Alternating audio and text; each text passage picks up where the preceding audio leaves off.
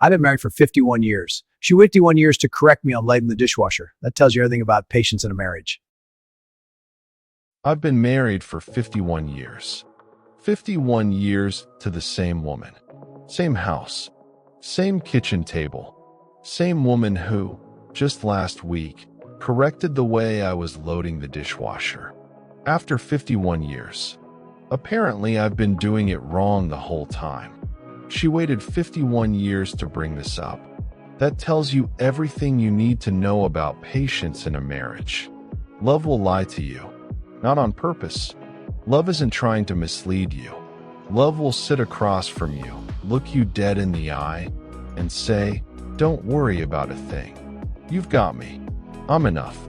You'll believe it. Because when you're young and you're in it, really in it, love feels like a full tank of gas.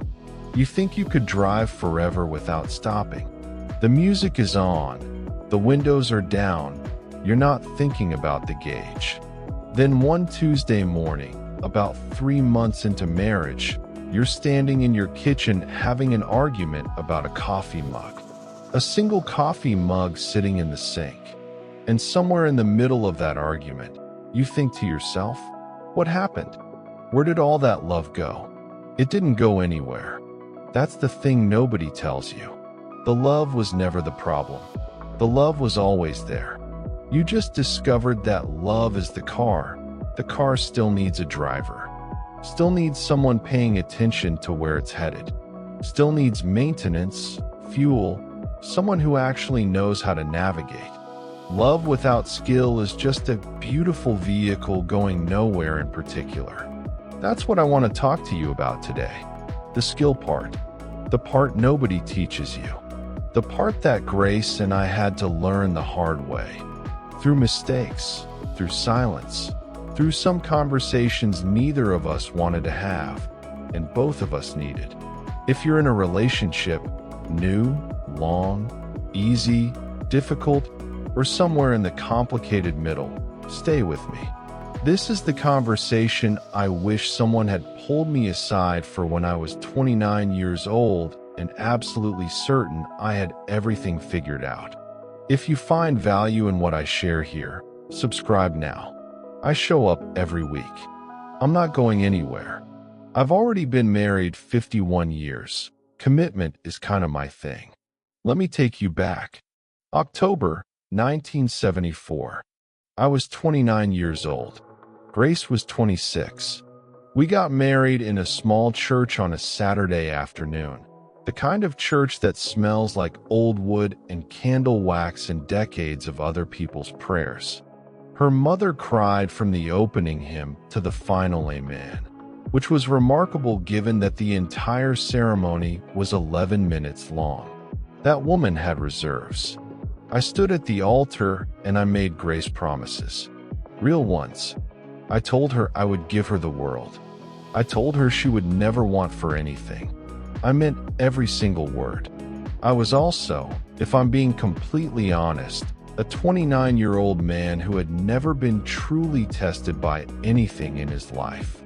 I had no idea what those words were going to cost me to keep.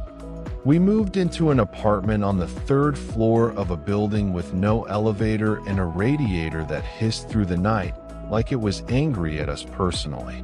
I was working 2 jobs, days at one place, evenings at another. Grace was working full-time and keeping our home running, which when you're 2 exhausted people in a small apartment is its own full-time job. We were doing everything right, as far as we could tell. Working hard, building something. In love, we were convinced that love was the foundation, that everything else would just sort itself out on top of it. It did not sort itself out. About 3 months in, I started noticing something. Grace was quieter, not in a cold way. She wasn't punishing me with silence or anything like that. Just quieter, like a radio that's still on. Someone turned it down without telling you. The frequency was the same. The volume was just lower. And I, being a man of tremendous emotional sophistication, I noticed. And then I did absolutely nothing about it. I told myself she was tired. Work was long. Life was hard right now. It would pass. Love would handle it. That's what love does, right? It smooths things over. It fills in the gaps. That was the story I told myself. And I believed it completely because it was much more comfortable than the alternative, which was sitting down and having a real conversation about something I wasn't sure I knew how to talk about. One evening, she sat across from me at the dinner table and said, "Billy, I feel like I'm disappearing." I looked at her. She was right there. Physically, tangibly, right in front of me. "What do you mean?" I said. She looked at me the way women look at men when they're deciding whether the explanation is worth the effort. If you are a man watching this, you know exactly what I'm talking about. It is a very specific look. It has layers. She said, "You look at everything around me. You never look at me." That landed. Because she was right, and I knew it the moment she said it. I'd been looking past her for months. At work, at bills, at everything that needed to be done, at the future I was trying to build for us. I was doing it all supposedly for us. And in the middle of all of it, the person I was doing it for had started to feel invisible. Love didn't protect me from that mistake. Love didn't even slow it down. I made it in spite of love, because I confused being in love with being connected. They're not the same thing. Being in love is a feeling. Being connected is a practice. One happens to you. The other is something you have to choose every single day on purpose. That was the first real test of our marriage. What saved us was not love. Love was already there. Love was never in question. What saved us was a conversation. A hard one. An uncomfortable one. The kind where Grace had to say things she hadn't wanted to say, and I had to hear things I hadn't wanted to hear, and we had to sit with all of it without flinching. After that night, I understood something I hadn't before. Love is the reason you stay at the table. The conversation is the entire point. If you can't have the conversation, the table doesn't matter. So here it is. Plain. No decoration. The biggest mistake young couples make is treating love like it's a solution. It's not. Love is an invitation. It opens the door. It gives you a reason to walk through it. On the three reasons. I've seen all three. I've personally lived at least 1.5 of them. 1. Unrealistic expectations. Every love story you've ever seen in a movie ends at the good part. The wedding. The reunion. The grand romantic gesture at the airport where he runs through security, somehow, and catches her just before she boards the plane, and everyone around them applauds like this is a normal thing that happens. What none of these stories show you is the following Thursday. They don't show you him forgetting an important date. They don't show her frustrated about something she can't fully articulate. They don't show the evening where both of them are tired and neither of them has the energy to be kind, and the whole thing just sort of deflates for a few days. Because that part isn't romantic. That part doesn't sell anything. So we've all grown up with a picture of love that is perpetually exciting, effortless, and immune to ordinary life. And when our actual relationships don't match that picture, when the butterflies calm down and the day-to-day settles in, we feel like something went wrong, like we chose wrong, or love faded, or we're missing something the other couples have. Social media has made this dramatically worse. Because now you're not just comparing your relationship to fictional stories. You're comparing it to your neighbor's anniversary post and your coworker's vacation photos and every couple online who appears to be effortlessly, constantly, madly in love. What you are not seeing is their bad week. You're not seeing the argument they had the night before that perfect photo. You're not seeing the month last year where they could barely look at each other. You're not seeing any of it because nobody posts that. Nobody performs their worst moments for an audience. You are measuring your real, private, complicated life against a performance. And you will always come up short because the performance was never real. 2. Lack of communication skills. Young couples walk into relationships believing that love creates automatic understanding. That if you care about someone enough, you'll just know. You'll feel each other. You're in sync, telepathically, emotionally, spiritually aligned. Beautiful thought. Completely untrue. Nobody is a mind reader. Not one single person on this planet. And when you assume your partner knows what you need without being told, when you expect them to intuit your feelings, anticipate your needs, know when you're struggling without you saying so, you are setting both of you up for failure. Watch what happens. You have a need. You don't express it because you think you shouldn't have to. Your partner doesn't meet the need because they genuinely don't know it exists. You feel hurt. They don't understand why you're hurt. Now you're both confused and frustrated, and the distance between you is growing, and neither of you has a clear view of how it started. Grace and I lived this cycle. More than once. More than twice, if I'm being honest. The solution isn't complicated.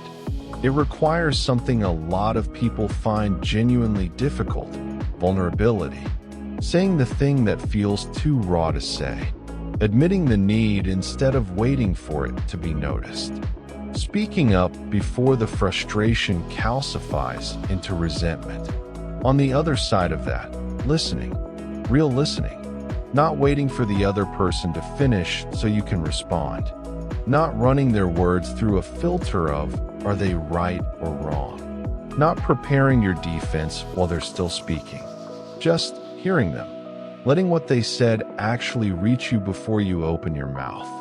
That is a skill, and the majority of people have never been deliberately taught it. We learn to talk. Nobody teaches us to listen. 3. No strategy for conflict.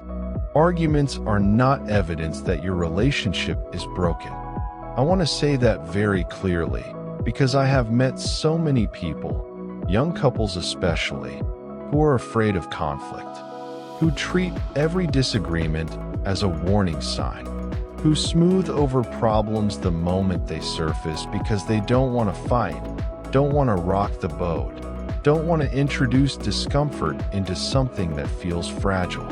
Avoidance doesn't solve the problem. It postpones it. And while you're postponing it, it's growing, getting heavier, accumulating company.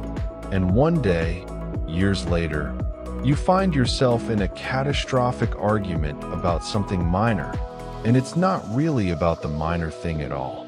It's about everything you never said, every small hurt that was swallowed, every need that was ignored, all of it, finally demanding to be addressed at once in the worst possible way. The other failure mode is escalation. Voices rise. Things get personal. Words come out that weren't supposed to. And even after the reconciliation, even after the apology, something small and structural has cracked.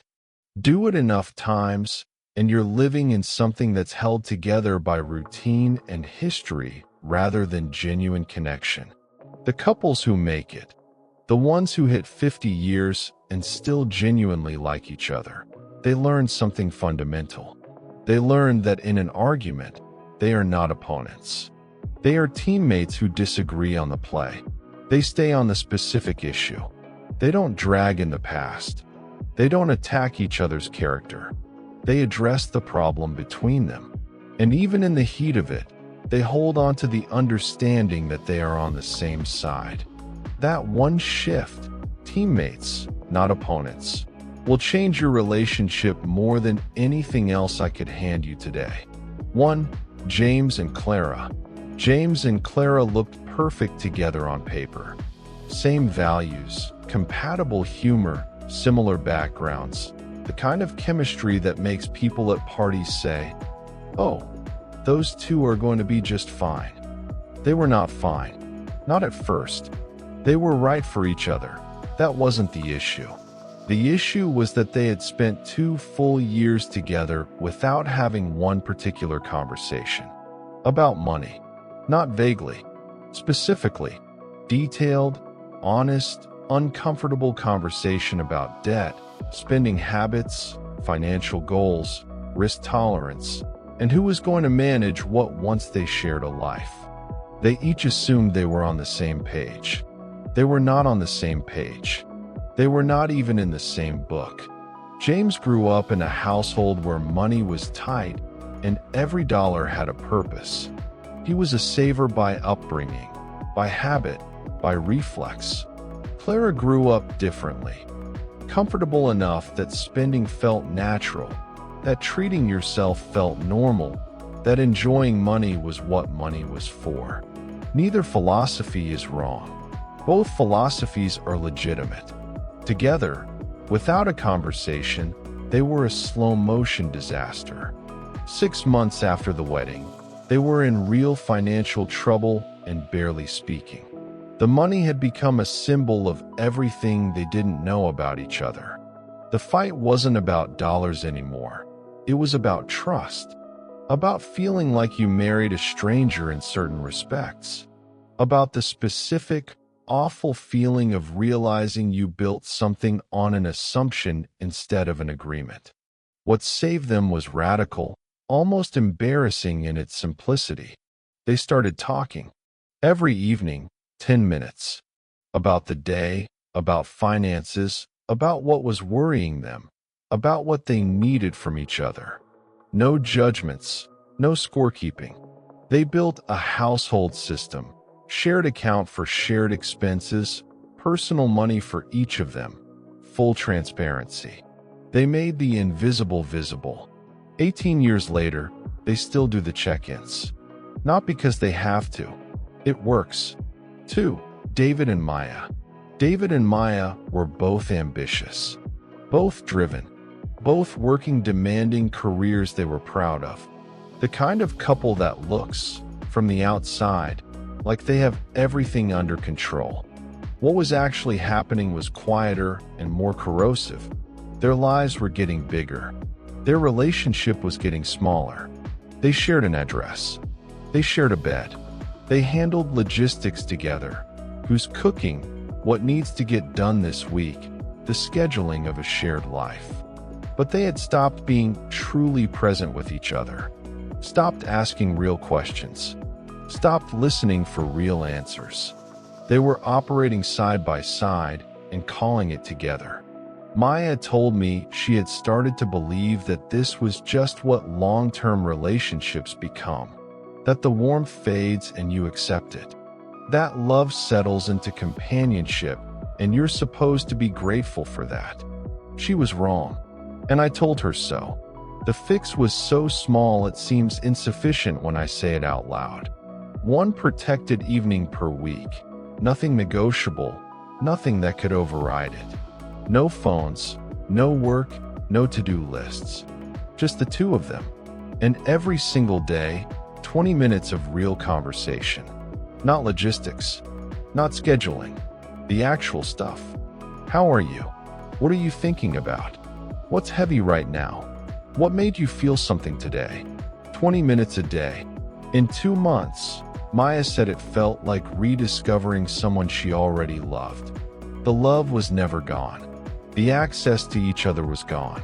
They had let the world fill every available space and left no room for each other inside it. You cannot do that and expect the relationship to stay healthy. You have to protect it like it's worth protecting. It is. 3.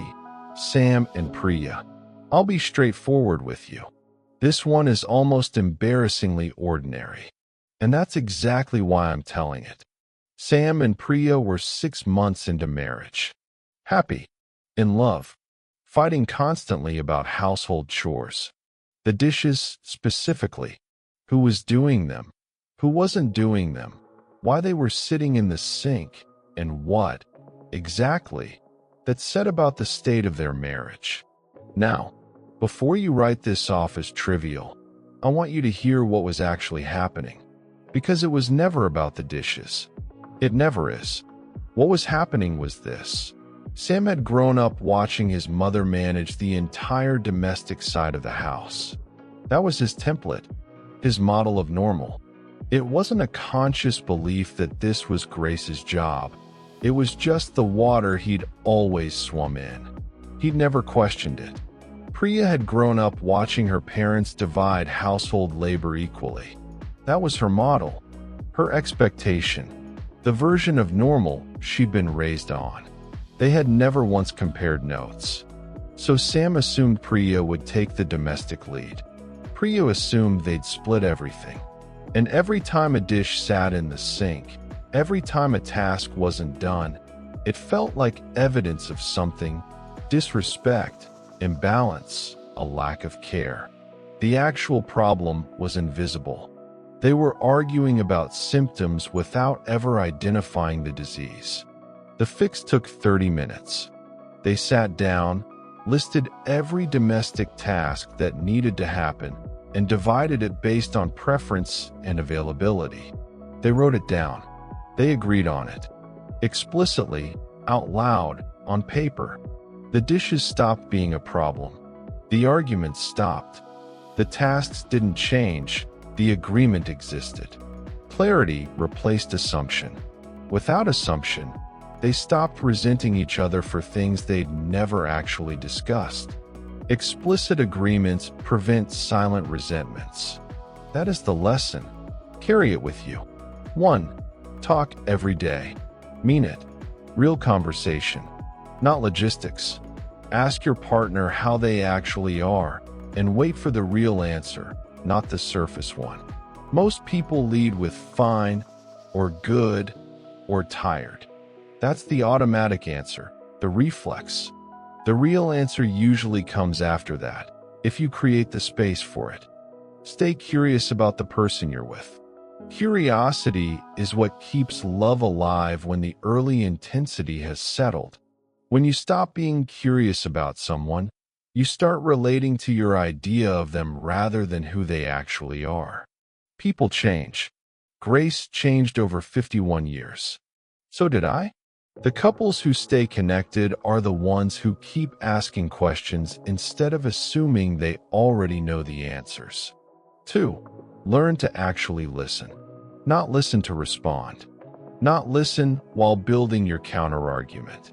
Not listen while half your attention is on the phone or the television or whatever thought just walked through your head. When your partner is talking to you, give them your full presence. Let them finish. Let what they're saying actually arrive before you open your mouth. You'd be stunned how different a conversation goes when the other person feels genuinely heard. The defensiveness drops. The frustration eases. The whole energy changes. People don't need you to have the right answer. They need to feel like what they said mattered enough for you to actually receive it. 3. Say the thing before it becomes a bigger thing. Unaddressed problems don't dissolve. They compound.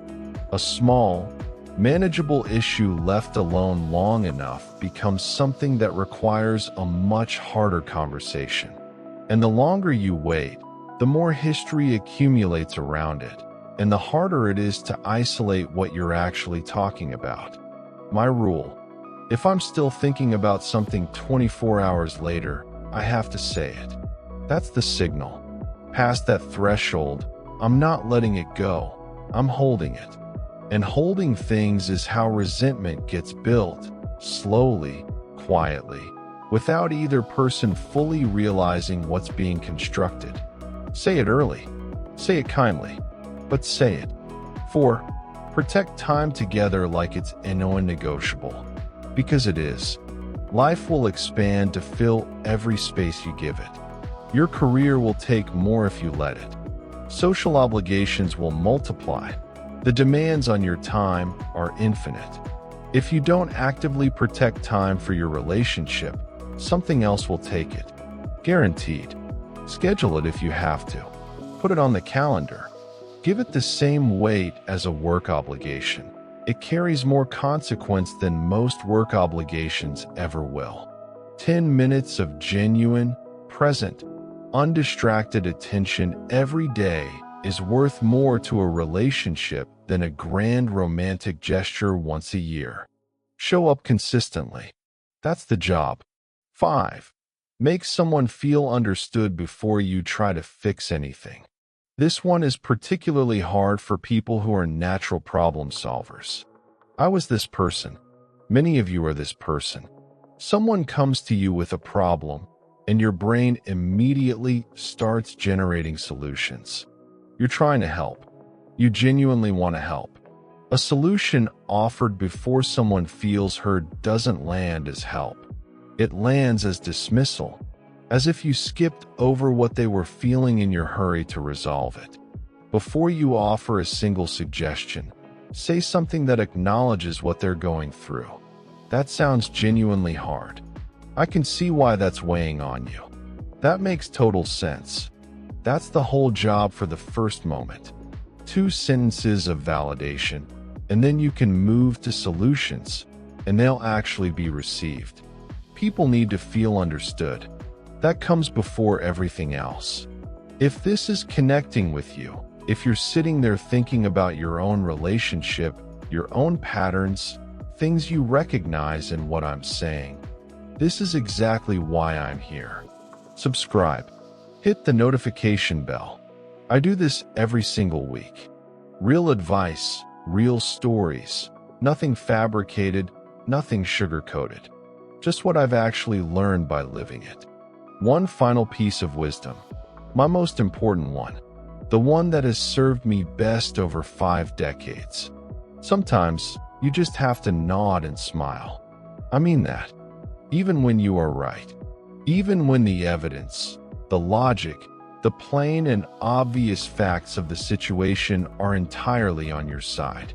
Even when you could dismantle the opposing argument in under 30 seconds with one hand tied behind your back.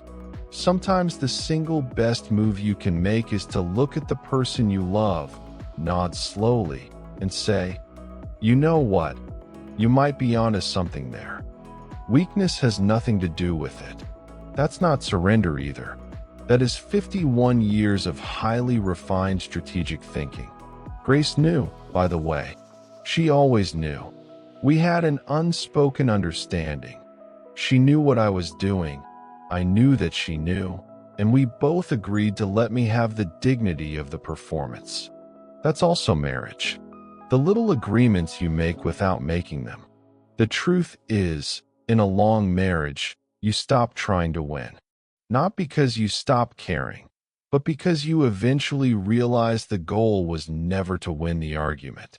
The goal was to stay together through it. And those two objectives require entirely different approaches. This is where I want to leave you. Love is real. I believe that without reservation. After 51 years, with all of the evidence of my own life laid out in front of me, I believe in love. If you found it, you found something worth every effort it takes to keep. Love is not the full answer, though. Love is the beginning of the answer. Everything that comes after is determined by what you choose to do with it. How you communicate on the days when honesty is hard. How you show up on the mornings that aren't romantic. How you fight without becoming enemies. How you listen when you'd rather talk. How you choose, again and again, quietly, without applause, to stay present with the person you picked. Grace and I had 51 years. 51 years of ordinary mornings and difficult conversations, and seasons where everything felt easy and seasons where nothing did. We had arguments that embarrassed me to recall and moments of connection I'd give anything to go back to for even an hour. We built a life that was real in every sense of the word. Complicated, sometimes painful, full of everything. We didn't make it because love was easy. We made it because we kept choosing each other, especially on the days when it would have been simpler not to. That is available to you. Every couple sitting where we once sat has access to everything Grace and I had, if they're willing to build it, not wish for it. not wait for it. Build it. So tonight, not next week, tonight, talk to the person you love. Ask them how they actually are. Listen to the real answer. Remember that you are not two people hoping love carries you somewhere. You are a team, and teams build things. Go build something. I'm Grandpa Billy. Subscribe for more of this. Real stories, real wisdom, the kind that comes from living it and not just reading about it. No empty inspiration, just what I know. I'll see you in the next one.